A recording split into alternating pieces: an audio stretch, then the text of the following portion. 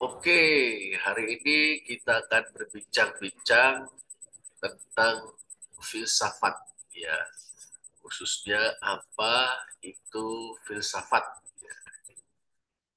Kita mulai dengan sebuah puisi, puisi yang memiliki muatan filosofis yang saya temukan di buku Hari Habersma, Pintu Masuk ke Dunia Filsafat.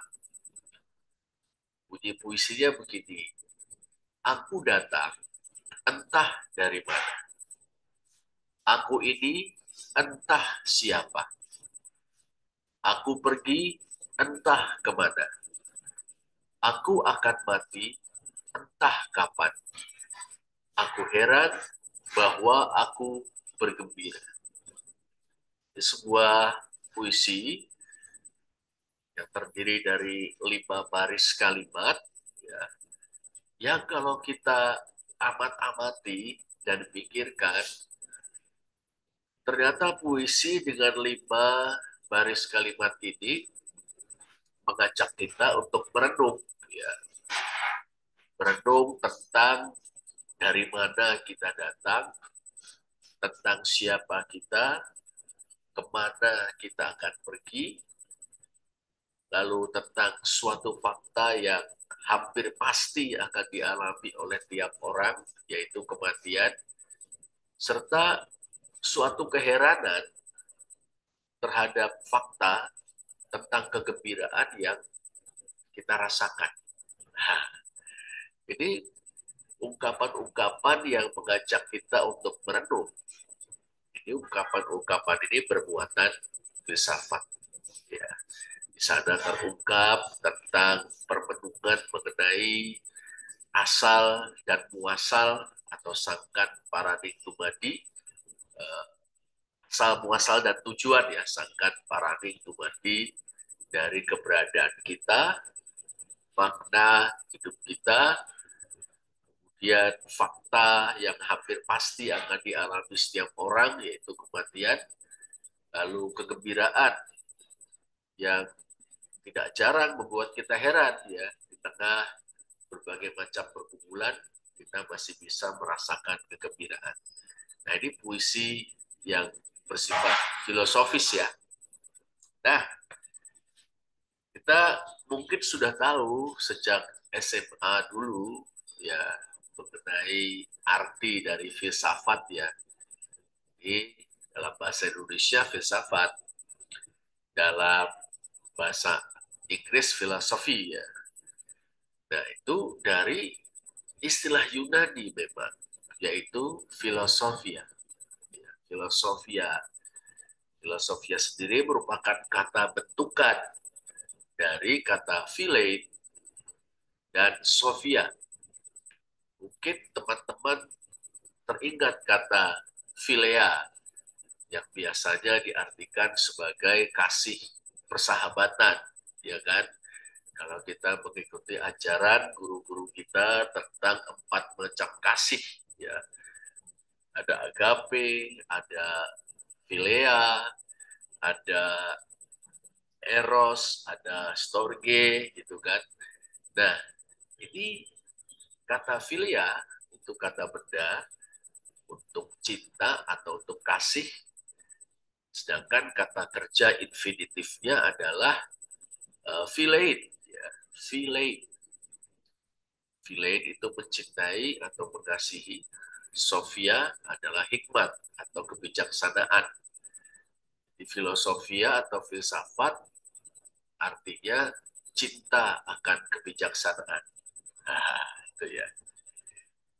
Lalu untuk kata filsuf, kita tahu dalam bahasa Inggris philosopher, ya, itu juga berasal dari kata Yunani philosophos.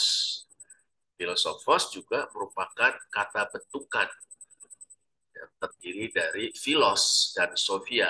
Ya, philos itu pencinta. Jadi kalau philein itu adalah mencintai, maka philos adalah pencinta. Pencinta apa? Pencinta sophia. Sophia dalam arti kebijaksanaan. Ya, ini menarik juga kalau kita guyon ya. Mungkin ada di antara kita para cowok ini, para pria ini suka dengan seorang cewek, seorang gadis namanya Sofia. Maka jadilah filosofia, menjadi filsuf ya, filosofer. Nah, ini ya, seorang filsuf adalah orang yang mencintai kebijaksanaan. Nah, ini apa namanya arti filsafat kalau ditinjau dari etimologinya ya.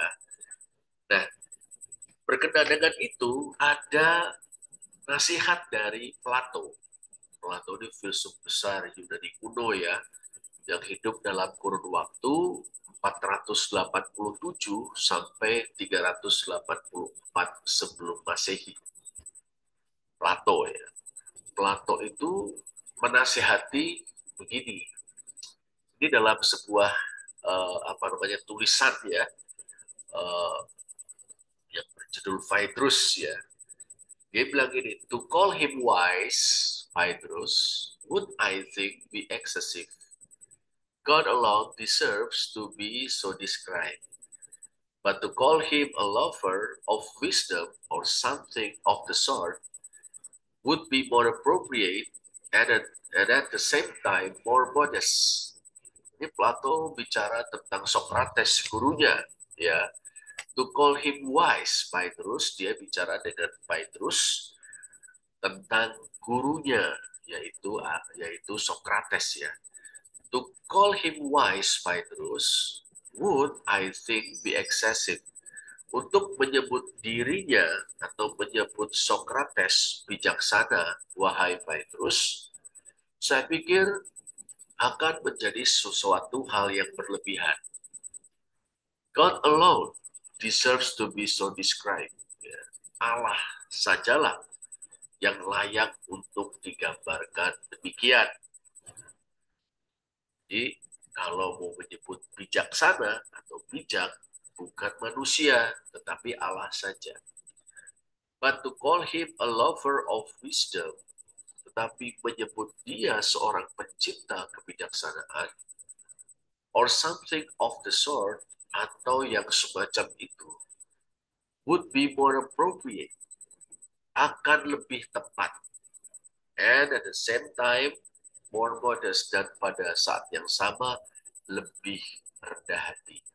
Nah, ini nasihat Plato ya. Filsuf itu bukan orang bijak. Yang bijak cuma Allah. Filsuf itu adalah pencinta kebijaksanaan. Nah, ini ya. Ini nasihat dari filsuf agung Plato. Nah, sekarang kita lanjutkan. Ya, filsuf itu filsafat itu adalah suatu indikasi kemenangan mitos, kemenangan logos atas mitos. Ini maksudnya apa ya? Kemenangan logos atas mitos. Ini berkenaan dengan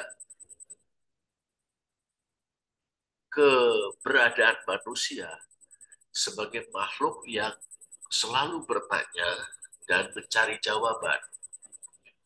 Ini menarik ya.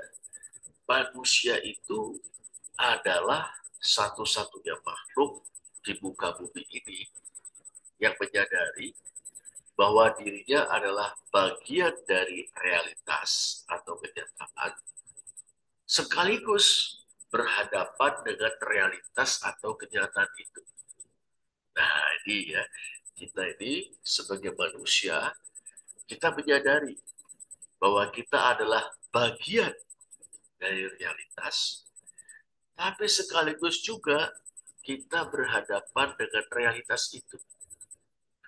Nah, kalau kita sekedar bagian dari realitas dan tidak berhadapan dengan realitas, ini kita tidak beda dengan makhluk-makhluk hidup yang lain. Nah, justru karena kita merupakan bagian dari realitas, sekaligus berhadapan dengan realitas, itu membedakan kita dengan makhluk-makhluk hidup yang lain. binatang, tumbuhan, ya kan, seperti itu. Nah, tapi karena kita menyadari bahwa kita adalah bagian dari realitas, sekaligus berhadapan dengan realitas, itu membuat kita jadinya bertanya tentang realitas dan berupaya mencari jawaban atas pertanyaan kita itu. Kita bertanya nih, apakah realitas atau kenyataan memiliki asal-usul? Apa hakikat atau natur dari kenyataan atau realitas itu? Dan apakah realitas memiliki tujuan? Wah, ini ya.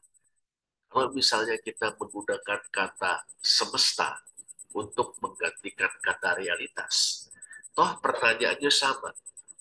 Ya, dari mana asal-usul semesta? Apakah hakikat dari semesta?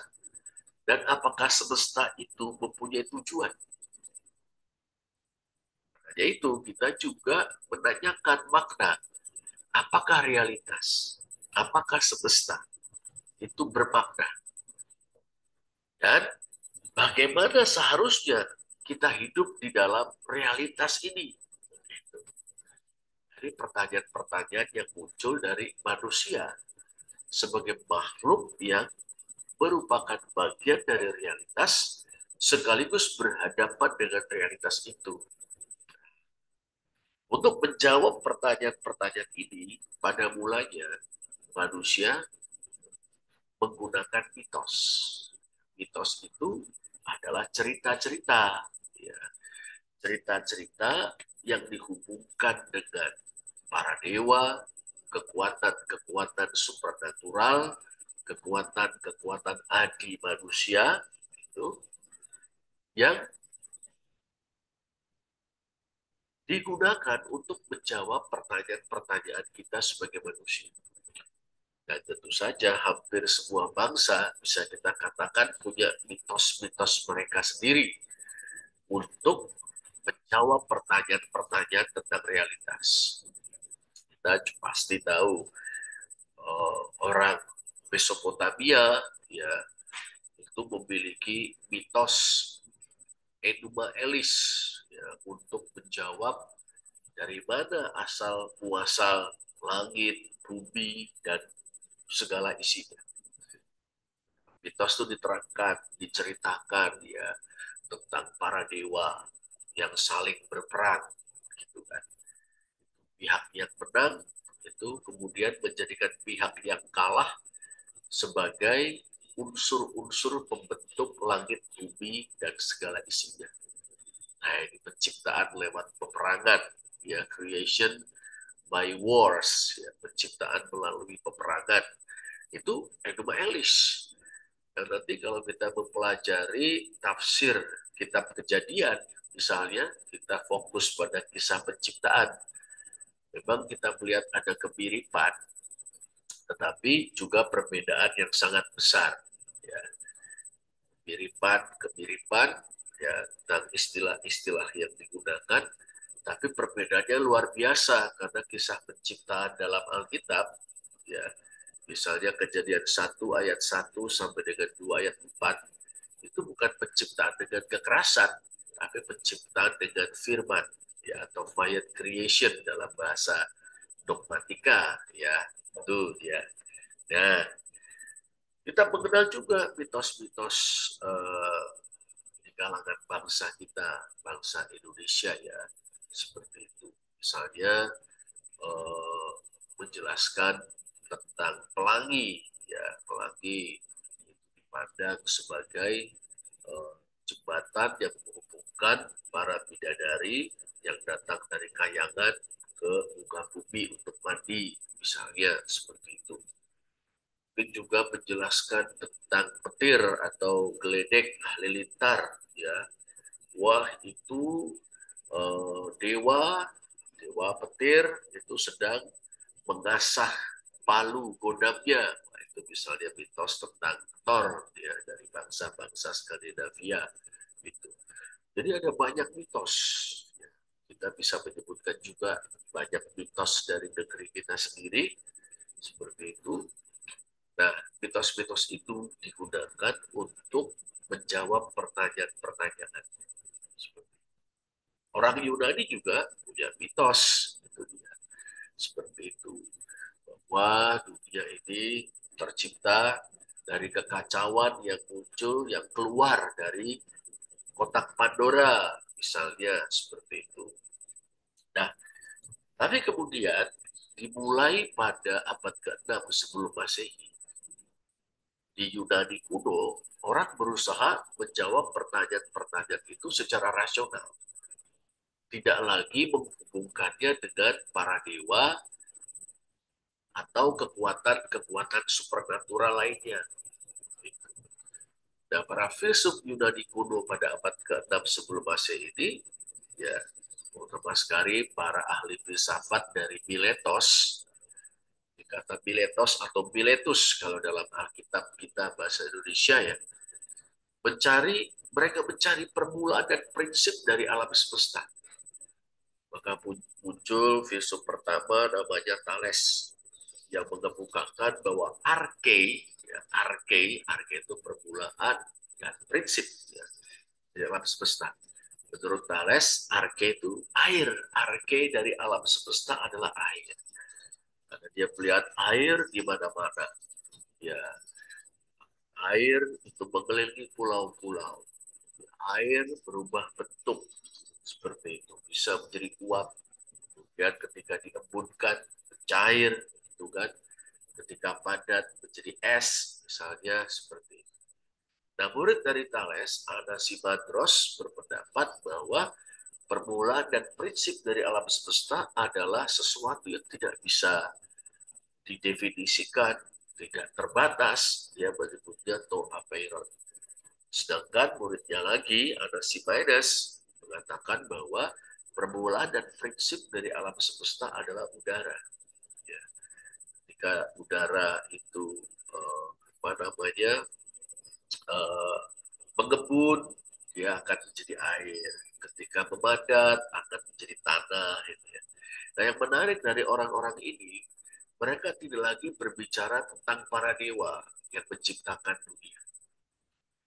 Jadi mereka bicara tentang zat atau unsur yang ada di dalam semesta yang justru menjadi permulaan dan prinsip dari alam semesta itu sendiri.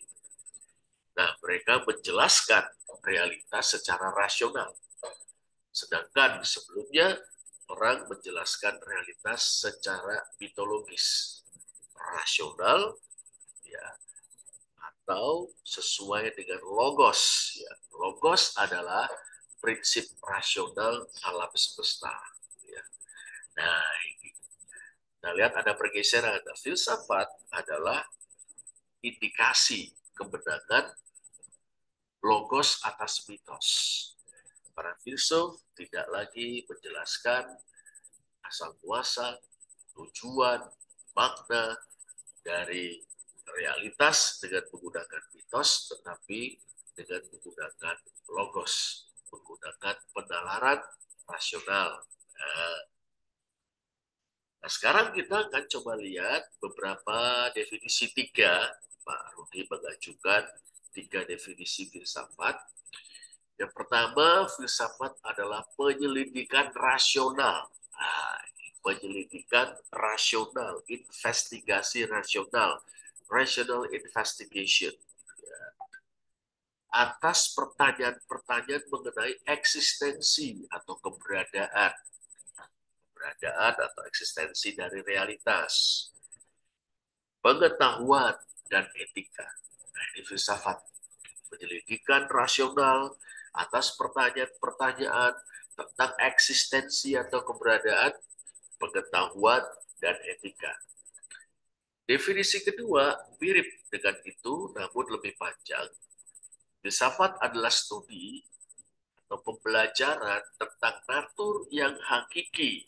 Wah, natur yang paling mendasar dari eksistensi, dari keberadaan, realitas atau kenyataan, pengetahuan, dan kebaikan. Sebagaimana yang dapat ditemukan oleh akal budi manusia. Jadi akal budi manusia ini yang mencari tahu, yang mempelajari tentang natur, hakikat dari eksistensi, realitas, pengetahuan, dan kebaikan. Dan definisi yang ketiga lebih panjang, ya, dan lebih lengkap menurut hemat saya, hemat Pak Budi. Filsafat adalah disiplin ilmu yang berhubungan dengan pertanyaan-pertanyaan tentang bagaimana seseorang seharusnya hidup, hal-hal apa saja yang ada, dan apa saja sifat-sifat hakikinya, apa yang dianggap sebagai pengetahuan sejati, dan apa saja prinsip-prinsip penalaran yang benar. Nah, ini ya. Jadi definisi yang menurut hemat Pak itu komplit. Sekaligus di sana terungkap cabang-cabang utama dari filsafat. Ya. Kita ini memikirkan bagaimana seseorang seharusnya hidup. Itu nanti menjadi cabang filsafat yang namanya etika. Hal-hal apa saja yang ada dan apa saja sifat-sifat hakiki dari yang ada itu. Namanya cabang filsafatnya metafisika. Apa yang dianggap sebagai pengetahuan sejati? Apa syarat-syarat dari pengetahuan sejati? Apa metodenya atau bagaimana cara mencapai pengetahuan sejati? Itu cabang filsafatnya epistemologi. Lalu, apa saja prinsip-prinsip dari penalaran yang benar? Itu namanya logika. Itu ya. Nah, berikutnya kita akan memeriksa titik tolak berfilsafat. Ya, berfilsafat itu bisa dilakukan oleh siapa saja. Tinggal kita melihat ya kemudahan dari orang tersebut dalam memikirkan realitas. Ada tiga macam, sekurang-kurangnya tiga macam titik tolak dari berfilsafat. Yang pertama adalah keheranan atau rasa heran. Jadi kita merasa heran tentang realitas atau salah satu unsur atau salah satu aspek dari realitas. Rasa heran itu membuat kita berupaya untuk mengerti, cari tahu lebih banyak, dan merenungkan. Misalnya kita merasa heran, kok bisa dua insan, dua orang, laki-laki dan perempuan, saling jatuh cinta. Gimana itu bisa terjadi? Nah, cinta itu bisa mendatangkan kebahagiaan, indah kan, tapi juga mendatangkan penderitaan. Seperti itu, bahkan bisa menjadi tragedi. Sebagaimana dalam kisah Romeo dan Juliet, gitu kan. Lalu Roro Bedut dan Prono Citro, kalau dalam cerita Indonesia, Santek Engtai, misalnya, seperti itu cerita Tionghoa. Kois dan Laila atau Laila wal Majnun dalam cerita Arab, ya kan, wah itu kita jadi heran, ya, dari mana itu datangnya cinta, kok bisa dua orang saling jatuh cinta, kok bisa ada kalanya cinta itu bertepuk sebelah tangan, heran itu kan. Kita bisa heran karena sebab-sebab lain. Dalam sebuah percakapan menarik sekali, ya, uh, Theaitetos ya, Theaitetos ya, sorry, Theaitetos ini seorang yang sangat pintar matematika, ya. Jadi Theaitetos dia ngomong begini kepada Socrates, gurunya Plato. Sungguh Socrates yang terhormat, demi para dewa, saya tidak bisa luput lagi dari keheranan tentang makna hal-hal ini.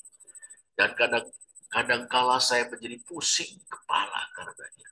Jadi Tetos sharing, wah dia heran, merasakan heran tentang berbagai gejala dalam kehidupan.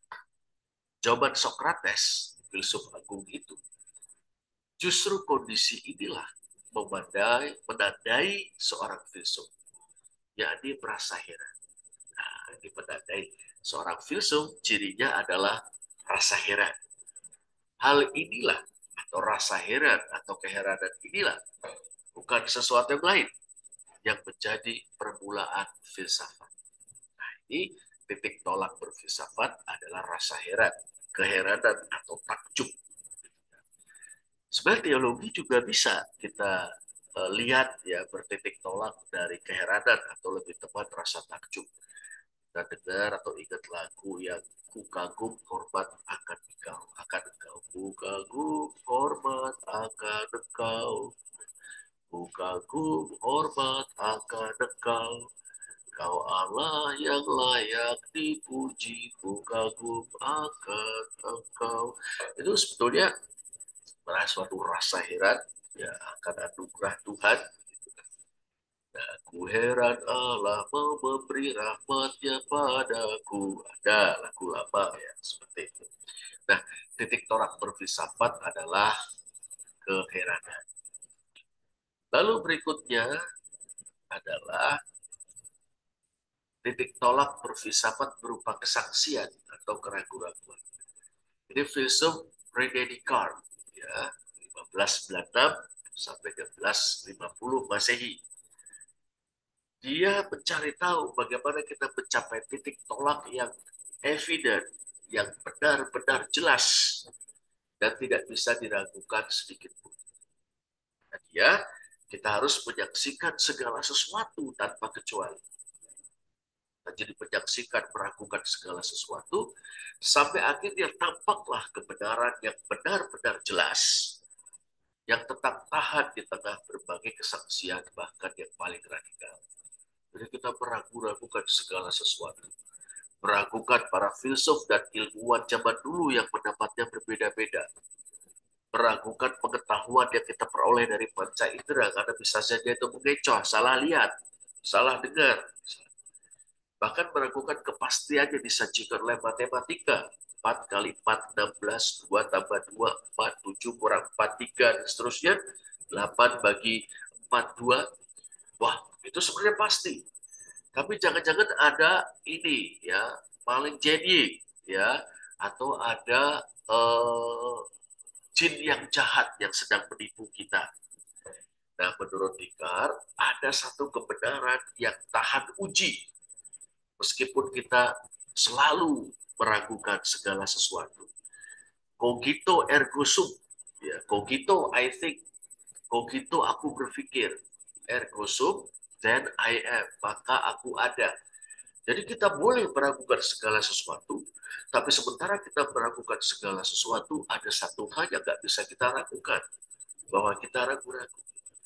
Karena keraguan merupakan proses berpikir, maka aku berpikir, maka aku ada. Bagaimana aku tahu bahwa aku ada? Itu bahwa aku dari aku berpikir, aku ragu-ragu. Yang berpikir, yang ragu-ragu, yang sanksi adalah aku. Maka pasti aku itu ada, tidak mungkin tidak ada. Dan yang terakhir, titik tolak berfilsafat adalah keputusasaan. Ini Albert Camus, tahun 1913-1960. Ya, dia melihat soal bunuh diri, merenungkan bunuh diri. Orang sampai bunuh diri itu karena putus asa. Tapi mengapa orang sampai putus asa? Orang putus asa karena bergumul dengan kehidupan. Tapi kita harus berupaya untuk memaknai hidup ini. Nah, ini filsafat eksistensialisme, Camus ya berangkat dari keputusasaan. Nah, terakhir ini cabang-cabang utama filsafat sudah kita singgung di depan ya. Ada ontologi atau metafisika, filsafat tentang ada. Epistemologi, filsafat tentang pengetahuan, etika, filsafat tentang nilai, dan logika, ilmu, dan seni berpikir tepat. Nah, ini akan kita pelajari nanti dalam pertemuan-pertemuan mendatang. Ya, perkenalan kita dengan filsafat, perkenalan awal kita.